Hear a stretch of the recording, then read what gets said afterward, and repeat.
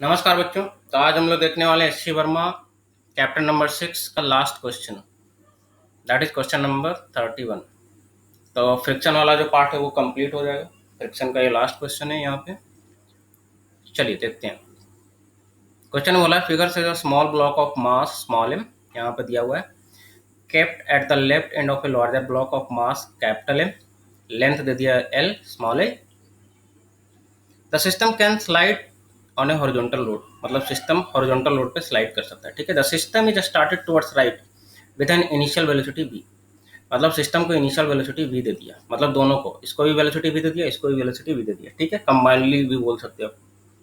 ठीक है, बोला क्या था, friction coefficient between the road and the bigger block is mu. अच्छा, मतलब इसके बीच अभी फ्रिक्शन भी है, and between the block is mu by 2, इसके बीच भी फ्रिक्शन है, दोनों सरफेस के बीच फ्रिक्शन है ना, लेकिन इक्वल नहीं है, अलग अलग है। Find the time left before the smaller block separate from the bigger block. अब ये टाइम बताना है कि दोनों कब सेपरेट हो जाएंगे। अब देखिए यहाँ पे तो सब कुछ मेंशन कर दिया कि टाइम पूछ दिया, इसका मतलब आपको पता चल गया कि स्लाइड करेगा ही करेगा। ठीक है, ठीक है, ये हो सकता है नहीं भी स्लाइड करे, तो उस कंडीशन में क्या बोल सकते हैं, नो वैल्यू ऑफ टाइम, है ना, या टाइम की वैल्यू क्या हो जाती है, इन्फिनिटी हो जाती है, कभी स्लाइड ही नहीं करेगा। तो सबसे पहले तो आपको ये पता करना है कि क्या ये स्लाइड कर भी सकता है या नहीं करेगा।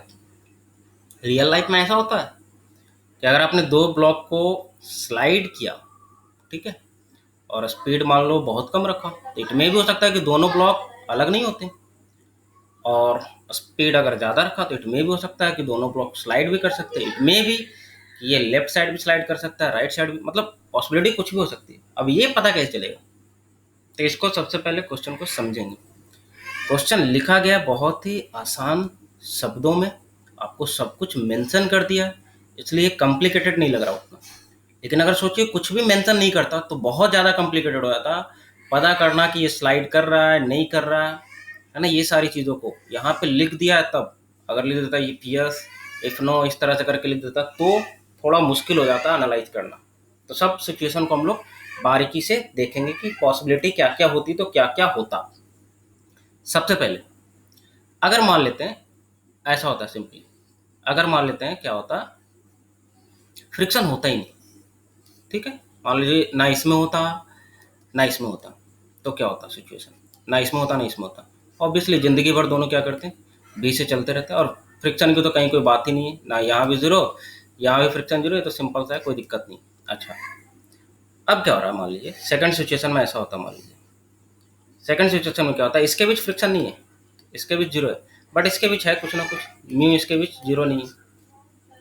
ठीक है, अब दोनों को दे दिया वेलोसिटी भी, अब क्या होगा, तो अब सिंपल है, अभी भी सिचुएशन जो है पहले वाले की तरह ही है। सर ये क्या बात कर रहे हो, तो अभी भी पहले वाले की तरह। अब चेक करो यहाँ पे इसकी वेलोसिटी कितना है v, इसकी वेलोसिटी कितना है v, तो दोनों का जो रिलेटिव स्पीड है वो क्या है, जीरो। अच्छा, दोनों का रिलेटिव स्पीड कोई कम करने वाला यहाँ पे नहीं है। आप बोलोगे सर कैसे कम करने वाला नहीं, ये दोनों के बीच फ्रिक्शन लगेगा कि नहीं लगेगा। फ्रिक्शन अगर लग जाएगा, मान लो अगर आपने गलती से लगा दिया, सबसे पहले तो देखो फ्रिक्शन क्यों नहीं लगेगा, ये दोनों के बीच क्यों नहीं लगेगा, क्योंकि अगर मैं पूरे को एज ए सिस्टम लेता हूँ, पूरे को एज ए सिस्टम ले लो, है ना, पहले ये समझना है, बहुत ही बढ़िया क्वेश्चन है ये। पहले ये समझना है पूरे को अगर सिस्टम ले लो, पूरा सिस्टम कितना जा रहा है अभी, सोचो अब एक्सटर्नल फोर्सेस कौन कौन से लगे, ये तो ऑलरेडी स्मूथ ही है ना, ये रफ भी है तो इंटरनल हो गया ना। तो अब सोचो पूरा सिस्टम कांस्टेंट वेलोसिटी से चल रहा है, कोई एक्सटर्नल फोर्सेस नहीं है, तो क्या इसका स्पीड कभी कम होगा क्या, आंसर इज नो। मतलब दोनों का स्पीड अभी भी v ही रहेगा। इसका मतलब ये हुआ कि अगर इसका भी स्पीड कांस्टेंट है, v है, कभी कम नहीं होगा, इसका मतलब इस पे नेट फोर्सेस जीरो होना चाहिए, तो इस पे नेट फोर्सेस जीरो होना चाहिए हॉरिजॉन्टल में, तो एक लग भी सकता था फ्रिक्शन, तो इसका मतलब फ्रिक्शन इस पे अभी भी क्या होगा, आंसर इज जीरो। ये समझना, क्योंकि यहाँ पे बहुत सारे लोगों को कंफ्यूजन होता है, फटाक से लगा देते हैं, खुद ब खुद थोड़ी रुकेगा। क्लियर है, तो ये सिचुएशन पहले क्लियर होना चाहिए। अब आते हैं कि सर तीसरा सिचुएशन, बीच में फ्रिक्शन ले लिया, अब नीचे ही फ्रिक्शन दे देते हैं, तो पहला में क्लियर है, कोई दिक्कत नहीं, पहला में तो फ्रिक्शन लगा ही नहीं, जिंदगी भर चलता रहेगा। दूसरा में रफ है लेकिन फिर भी फ्रिक्शन नहीं लगेगा और जिंदगी भर चलता रहेगा, बशर्ते कि ये वाला रफ नहीं होना चाहिए। तीसरा में क्या होता, ऐसा हो जाता मान लीजिए, ठीक है, ये इस तरह से सिचुएशन है, मान लीजिए ये वाला रफ होता और ये स्मूथ होता, तो आपको पता है ये वाला फिर जिंदगी भर चलता रहता अभी से, और ये धीरे धीरे धीरे धीरे धीरे धीरे धीरे धीरे जाके क्या हो जाता, रुक जाता, क्योंकि ऑब्वियसली इस पर फ्रिक्शन लगेगा पीछे की तरफ। इसमें म्यू ये जीरो नहीं है, जबकि इसका ये ऊपर वाला म्यू अगर जीरो है तब तो कोई दिक्कत नहीं। लेकिन अब हमको क्या करना है, दोनों का लेना है, दोनों का लेना है, मतलब अब समझिएगा। अब आ रहे हैं हम लोग रियल प्रॉब्लम पे। रियल प्रॉब्लम में क्या बोला है कि ए स्मॉल एम कैपिटल एम भी से चल रहा है दोनों, ठीक है। अब सोचिएगा यहाँ पे पूरे सिस्टम मान के कर रहे हैं पहले, क्योंकि पूरे सिस्टम मान के करना आसान होता है ना। पूरे सिस्टम मान ले बेटा अगर, तो इसका टोटल मास कितना हो गया, एम प्लस एम। सोचिए पूरे सिस्टम को आपने वेलोसिटी दी थी, ठीक है, तो क्या लगता है ये तो सरफेस अभी भी रफ है ना, रफ है ना, मतलब इसमें फ्रिक्शन तो लगेगा ना पीछे की तरफ काइनेटिक, और जैसे ही फ्रिक्शन लगेगा स्पीड क्या हो जाएगा, कम हो जाएगा। इसका मतलब ये हुआ कि अब स्पीड कांस्टेंट रहने वाला नहीं है। अब इंडिपेंडेंटली देखिए, अब ये फ्रिक्शन इधर लगा, ये भी है, ये वाला भी को ये फ्रिक्शन कम करना चाहेगा। जैसे ही ये भी कम हुआ, ये तो भी से ही जाना चाह रहा था, दोनों के बीच अब रिलेटिव वेलोसिटी आ जाएगी, ये थोड़ा सा कम हो गया, अब ये दोनों के बीच क्या आ जाएगी, रिलेटिव वेलोसिटी। जैसे ही रिलेटिव वेलोसिटी आ जाएगा, ये वाला सरफेस अब टेंडेंसी में आ जाएगा, हरकत में आ जाएगा, स्लिपिंग कंडीशन में आ जाएगा। अब वो डिपेंड करता है कि रिलेटिव वेलोसिटी का मैग्नीट्यूड कितना है। अगर रिलेटिव वेलोसिटी का मैग्नीट्यूड एक सर्टेन लिमिट से ज़्यादा हो गया, तो ऑब्वियसली दोनों सरफेस क्या करेंगे, ब्रेक कर देंगे, और ये दोनों सरफेस में भी क्या हो जाएगी, स्लिपिंग स्टार्ट हो जाएगी। तो सबसे पहले तो ये आपको समझना, क्या सर ऐसा हो सकता है कि ये दोनों अभी भी साथ चलते रहें और दोनों एक साथ जाकर रुक जाएं? तो वैसा भी पॉसिबिलिटी हो सकती है, या स्लिपिंग भी हो सकती है। अब डिपेंड कर रहा है किस पर, रिलेटिव वेलोसिटी के मैग्नीट्यूड। तो अब यहाँ पे हम लोग सिचुएशन को हैंडल करेंगे कि क्या दोनों अलग अलग हो सकता है या नहीं हो सकता है, कैसे होगा देखते हैं। अब ये सिंपल हो गया टू ब्लॉक प्रॉब्लम आपने किया है, बहुत ही अच्छे तरीके से किया है। शायद ये क्वेश्चन नंबर 24 या 25 में होगा, आप लोग जाके वहाँ पे चेक कर सकते हैं, है ना। वहाँ पे हमने 2 ब्लॉक प्रॉब्लम भी किया था, 3 ब्लॉक प्रॉब्लम भी किया था, बहुत अच्छे से किया था। तो वहाँ पे बहुत सारे अच्छे ट्रिक भी बताए थे कि कैसे आपको करना है, मतलब ट्रिक नहीं, एक कंसेप्ट हो गया कि कैसे डील करना है हमेशा कभी भी इस तरह के प्रॉब्लम को। तो वहाँ पे हम सबसे पहले वेरीफाई कर रहे हैं ना, क्वेश्चन बहुत ही बढ़िया क्वेश्चन है, इसको हल्के में नहीं लेना, बहुत ही कंसेप्चुअल प्रॉब्लम है ना। तो देखिए सब कुछ हम लोग देखेंगे। सोचिए हम लोग ऑलरेडी जानते हैं, क्या जानते हैं सर, कि अगर कोई ब्लॉक है और इसका फ्रिक्शन कोएफिशिएंट दे दिया है म्यू, मान लीजिए मास है कितना, कैपिटल एम है, ठीक है। अगर ये वी वेलोसिटी से चल रही है, ठीक है, मतलब ये अलग सिचुएशन ले रहा है, ऊपर वाला सिचुएशन अभी नहीं, ये अलग सिचुएशन है। तो ऑब्वियसली सर फ्रिक्शन इस पर किधर लगेगा, पीछे की तरफ, और फ्रिक्शन पीछे लग गया तो इसका मतलब एक्सेलरेशन भी किधर होगा, पीछे की तरफ, क्योंकि एक ही फोर्स है तो एक्सेलरेशन का डायरेक्शन फोर्स के लो। और ये एक्सेलरेशन ऑलरेडी आप जानते हो, है ना, म्यू इंटू जी। ये याद भी करवाया आपको कि ये याद रखो डायरेक्ट, नहीं तो आप निकाल भी सकते हो, है ना, F equal to M A वगैरह करके वो निकाल सकते हो। ये आपको मिल जाएगा शायद क्वेश्चन नंबर 3-4 में हमने कराया था, ये रिजल्ट आपको याद रखना है हॉरिजॉन्टल वाले के लिए, ठीक है, कोई दिक्कत नहीं है। एक्सेलरेशन हो जाएगा कितना, पीछे की तरफ, ठीक है। अब यही देखना है, यही कंसेप्ट हमको पूरा यूज करना है।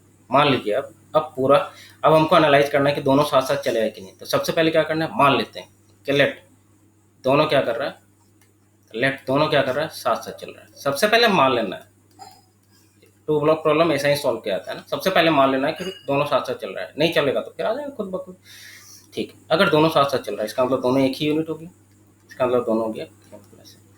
तो अब मेरे पास रफ सरफेस कौन सा बचा, सिर्फ नीचे वाला, फ्रिक्शन पीछे की तरफ, ठीक है, और दोनों का स्पीड भी इधर की तरफ, तो एक्सेलरेशन इधर की तरफ। अच्छा एक्सेलरेशन कितना होगा, अभी भी म्यू इंटू जी, सिंपल, मास पे डिपेंड नहीं करता, देख लीजिए। अभी एम रखा, एम प्लस एम रख लो, क्या फर्क पड़ता है, या एम डैश रख लो, अभी भी तो एक्सेलरेशन वही होगा ना, या आप निकाल भी सकते हो। तो ठीक है, इसका मतलब कॉमन एक्सेलरेशन, इसको बोलेंगे क्या, कॉमन एक्सेलरेशन। ये मेरे मानने के हिसाब से ऐसा चल रहा है, ये कोई जरूरी नहीं है, मैंने जस्ट माना कि अगर दोनों साथ साथ चल रहा है तो साथ चलने की रिक्वायरमेंट ये है, दोनों की एक्सेलरेशन क्या होनी चाहिए, लेफ्ट डायरेक्शन में सेम होनी चाहिए। ठीक है, सेम होनी चाहिए। जहाँ पे म्यू क्या है बेटा, देखना म्यू इसके बीच का फ्रिक्शन कोएफिशिएंट है, ये देखना म्यू जो है इसके बीच का, सरफेस के बीच का और कैपिटल एम वाले के बीच का। अब चेक करना पड़ता है, जैसे 2 ब्लॉक प्रॉब्लम भी चेक किए थे वहाँ पे। चेक कैसे करते हैं सर, तो अलग अलग करके। तो देखिए एक तो सिचुएशन ऐसा था, अब अलग अलग करके चेक करो, ये स्मॉल एम ये कैपिटल एम, स्मॉल एम वाले पे अब चेक करते हैं, वेरीफाई करना होता है किसी से, है ना। स्मॉल एम वाले पे अब चूंकि दोनों साथ साथ माना था मैंने, तो दोनों का एक्सेलरेशन इधर की तरफ ए है, तो इसका मतलब अगर हम फ्री बॉडी डायग्राम सिर्फ एक का बना है तो इसका भी एक्सेलरेशन इधर की तरफ होना चाहिए। कितना होना चाहिए, सिंपली ऊपर वाले के बराबर म्यू इंटू जी। अब चेक किया कि यार इसका एक्सेलरेशन इधर की तरफ होना चाहिए, मतलब इस पर फोर्स लगना चाहिए इधर की तरफ, तो कौन लगा सकता है, तो हाँ लगा सकता है भाई, ये वाला जो सरफेस है वो लगा सकता है, ठीक है, फोर्स लगा सकता है। अब ये फोर्स कुछ भी हो सकता है यार, लिमिटिंग भी हो सकता है, काइनेटिक भी हो सकता है, हमको नहीं पता, कुछ भी हो सकता है ना, हमको अभी नहीं पता, बस फोर्स लग रहा है। फोर्स की वैल्यू कितनी होगी अगर साथ साथ चलेगी, तो फोर्स की रिक्वायरमेंट क्या है, तो हम लोग क्या लिखेंगे, एफ इक्वल टू क्या लिखेंगे, एफ इक्वल टू हम लोग क्या लिखेंगे, F equal to M A. तो एफ इक्वल टू आ जाएगा एम इंटू ए की वैल्यू कितनी हो जाएगी, मी इंटू जी। मतलब साथ साथ चलने के लिए फोर्स की रिक्वायरमेंट, फ्रिक्शन फोर्स की रिक्वायरमेंट इतनी है। अब वेरीफाई किया, वेरीफाई किया क्या कि लग कितना सकता है, ये भी तो है कि हाँ फ्रिक्शन की रिक्वायरमेंट इतनी है तो लगेगा कितना, तो लगेगा कितना, तो पहले यहाँ के लगाओ, लिमिटिंग निकालो, लिमिटिंग कितना लग सकता है मैक्सिमम, तो लिमिटिंग क्या लिखेंगे, mu into N one. N one किसके बीच का, इसके बीच का, तो एन वन की वैल्यू आप डायरेक्टली लिख सकते हो कितना, एन वन की वैल्यू कितनी आ जाएगी, एम जी। एन वन की वैल्यू कितनी आ जाएगी, एम जी। तो म्यू इंटू एन वन की वैल्यू कितनी आ गई, एन वन की वैल्यू आ गई कितनी, small M into G, small M into G. And mu की वैल्यू कितना है बेटा, इसका म्यू दे दिया है ना, देखो इसका म्यू म्यू बाई 2 है ना, तो F equal to mu into N तो लिखेंगे, तो म्यू किसके बीच, ये दोनों जो बोथ सरफेसेस के बीच है, यू वन बोल रहे हैं है ना, u one into N one, देखो इस sorry mu one into N one, इसको म्यू माने हम, है ना, नीचे वाले को म्यू माने, इसको म्यू वन माने, ठीक है। तो mu one into N one, but mu one की वैल्यू क्वेश्चन में दे रखा है म्यू बाई 2, ठीक है। इसका मतलब मैक्सिमम कितना लगा सकता है, इतना लगा सकता है, साथ साथ चलने के लिए चाहिए कितना, इतना चाहिए, लगा सकता है इतना, मतलब लगाने से ज़्यादा है ना, इसका मतलब साथ साथ चलेगा ही। या एक्सेलरेशन वाले से भी निकाल सकते हैं, क्लियर है। एक्सेलरेशन वाले से वहाँ पे हमने क्या बताया था कि ऊपर वाले ब्लॉक का लिमिटिंग फ्रिक्शन लगाओ, लिमिटिंग फ्रिक्शन कितना लग सकता है यार, मैक्सिमम, मैक्सिमम कितना लग सकता है ना। अगर अगर अलग अलग चले, काइनेटिक अगर लगा दें अलग अलग, तो लिमिटिंग और काइनेटिक के बराबर लगा दो, है ना, काइनेटिक की वैल्यू लिमिटिंग के बराबर लगा दो, तो यहाँ पे कितना आ जाएगा, म्यू इंटू एन, तो म्यू बाई 2 इंटू एम की वैल्यू कितना हो जाएगा यार, एम जी। देखो म्यू म्यू की वैल्यू ये है म्यू बाई 2 इंटू इतना, और इसका जो मैक्सिमम एक्सेलरेशन आ जाएगा बेटा, मैक्सिमम एक्सेलरेशन इसका कितना आ जाएगा, नेट फोर्स, तो नेट फोर्स हो गया mu by 2 m g divided by m m, तो इसका मैक्सिमम एक्सेलरेशन आ जाएगा कितना, इतना है म्यू बाई 2 इंटू जी। जबकि ये क्या बोल रहा है, साथ साथ चलने की कंडीशन कि मैक्सिमम एक्सेलरेशन इतना होना चाहिए। अब ये बोल रहा है तो साथ दे ही नहीं सकते, क्योंकि हम मैक्सिमम इतना ही चल सकते हैं, क्योंकि मेरा सरफेस सपोर्ट नहीं कर रहा है। इसका मतलब दोनों, इस क्वेश्चन में दोनों अलग अलग चलेंगे, ये पहले सिचुएशन क्लियर होना चाहिए। क्या दोनों साथ साथ भी चल सकता था सर, तो answer is yes, totally mu पे डिपेंड कर रहा है। मान लो ये वाला म्यू हो जाता 2 म्यू, सोचो अगर ये 2 म्यू हो जाता तो यहाँ क्या लिखते, 2 म्यू एम जी, तो आप सोचो लिमिटिंग जो है वो ज्यादा है, जबकि रिक्वायरमेंट कितनी की, इतनी की, बोलेगा हाँ जिंदगी भर चलते रहो साथ साथ, जिंदगी भर, लेकिन चल नहीं पाएगा क्योंकि ये वाला तो रोक देगा पहले। तो बोलेगा कि हाँ मैं साथ साथ चलूंगा, जहां तक आप चलोगे वहां तक साथ साथ चलो, तो साथ भी चल सकता था, प्रोवाइडेड कि ये दोनों वैल्यू आपको कंपेयर करना है। सोचो मैक्सिमम कंडीशन क्या होता है साथ चलने के लिए, साथ चलने के लिए यहाँ पे म्यू चाहिए यार, तो म्यू चाहिए, मतलब दोनों का अगर कोएफिशिएंट ऑफ फ्रिक्शन सेम होता तब भी ये दोनों क्या करते, साथ साथ चलते, स्लिपिंग नहीं होती। तो साथ साथ चलने का कंडीशन क्या है कि जो इसका जो दोनों ब्लॉक के बीच का जो फ्रिक्शन है वो ग्राउंड के फ्रिक्शन से, फ्रिक्शन कोएफिशिएंट से क्या होना चाहिए, ज्यादा होना चाहिए, कोएफिशिएंट ऑफ फ्रिक्शन से ज्यादा होना चाहिए, तभी साथ साथ चल सकता है। तो ये यहाँ पे रहस्य छिपा हुआ है, इसलिए म्यू क्या दिया, दोनों का अलग अलग दिया है।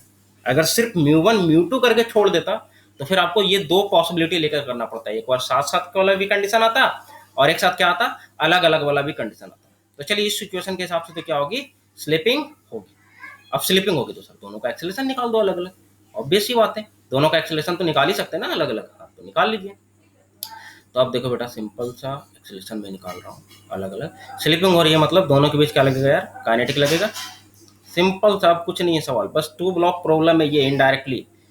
ठीक है, दोनों का फ्री बॉडी बना रहा हूँ मैं अलग अलग। अब तो यहाँ तो पता चल गया ना, यहाँ पे फ्रिक्शन लगेगा कौन सा, काइनेटिक। तो ये इस पे पीछे लगा, तो ये इस पे किधर लगेगा, आगे। ये हो गया Fk1, Fk1 इस पे किधर लगेगा, जमीन वाला Fk2 लगेगा। Fk2 की वैल्यू पता है कितना, म्यू इंटू एन, तो इसका तो म्यू ही है, इंटू एन कितना हो जाएगा इसका, मैं डायरेक्ट लिख रहा हूँ m प्लस एम इंटू जी, डायरेक्ट लिख रहा हूँ मैं, म्यू इंटू एन, कोई दिक्कत नहीं होना चाहिए। यहाँ पे Fk1 की वैल्यू कितना होगा, म्यू, अब इसका वाला म्यू बाई 2 है, म्यू इंटू एन, अब इसका एन होगा m g, small m g सिर्फ, म्यू इंटू एन, कोई दिक्कत नहीं होना चाहिए। अब सिंपल सा है कि आपको पहले एक्सेलरेशन निकालो ऊपर वाला का, तो acceleration of m equal to कितना आ जाएगा बेटा, simple net force divided by total mass. तो देखो मैं डायरेक्ट लिख रहा हूँ, नेट फोर्स फ्रिक्शन का जो लग रहा है, net force kinetic friction, net force divided total mass करोगे तो म्यू बाई 2g, इसका एक्सेलरेशन ऊपर वाले का।